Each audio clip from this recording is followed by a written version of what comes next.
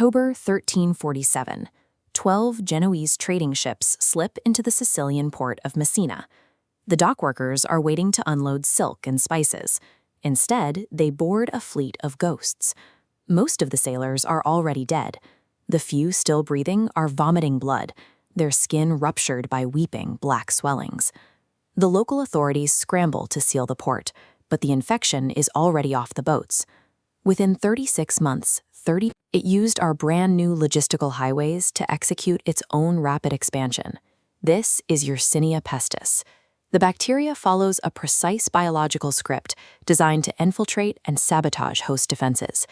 Entering a rodent flea's gut, it multiplies until building a solid wall of cells, entirely blocking the digestive tract. Starving, the flea latches onto a human and bites. Unable to swallow, it gags, forcing a concentrated payload of bacteria directly into the bloodstream. The bacteria hijacks the lymphatic system, turning defensive lymph nodes into agonizing swellings called buboes, which decay into necrotic tissue as internal organs fail. The disease is efficient because it exploits the survival mechanisms of its carriers, the starvation of the flea, and the human immune response, to force its own distribution. The physical destruction was followed by a collapse of human psychology. Under the weight of an inescapable death, the social contract began to fracture. Basic human bonds dissolved. Chroniclers from the period describe husbands locking out their sick wives and parents abandoning their own dying children to save themselves. Desperate for a reason for the slaughter, crowds turned to religious madness. Groups known as flagellants marched through towns, whipping themselves to the bone to appease what they believed was cosmic judgment. When self-punishment failed, the panic turned outward. Towns fell into mass hysteria, hunting down minority groups as scapegoats and erasing entire communities. The plague's greatest casualty was the thin veneer of civilization, exposing the terrified animal underneath when faced with an invisible threat. While this event seemed to point towards civilizational ruin, it actually provided the economic conditions that shaped the modern Western world. Before 1347, Europe's feudal system relied on an oversupply of disposable, cheap peasant labor.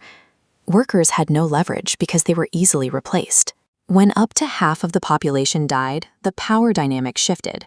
Landlords still needed their fields worked, but few living hands were left. Labor was suddenly a scarce and valuable resource. Survivors used this leverage to demand higher wages and buy their own freedom, effectively breaking the chains of medieval serfdom. This new distribution of wealth among the survivors helped fuel a surge in art, science, and exploration. The economic shift that enabled the Renaissance was accelerated by the vacuum left behind by 30 million deaths. That biological threat is not a relic of the past. Yersinia pestis still lives today, circulating through wild rodent populations across the globe. Today, we live in a high-speed global logistics network. Our shipping containers and transit routes move goods across the world with a velocity the 14th century could never imagine. We also possess the technology to genetically edit pathogens.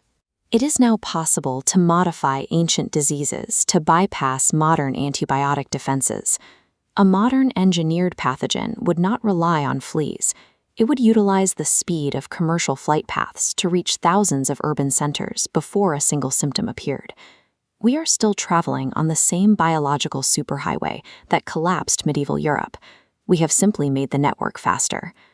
If a biological reset were to hit our world tomorrow, would our modern society hold together, or would we abandon each other just as quickly as they did in 1347?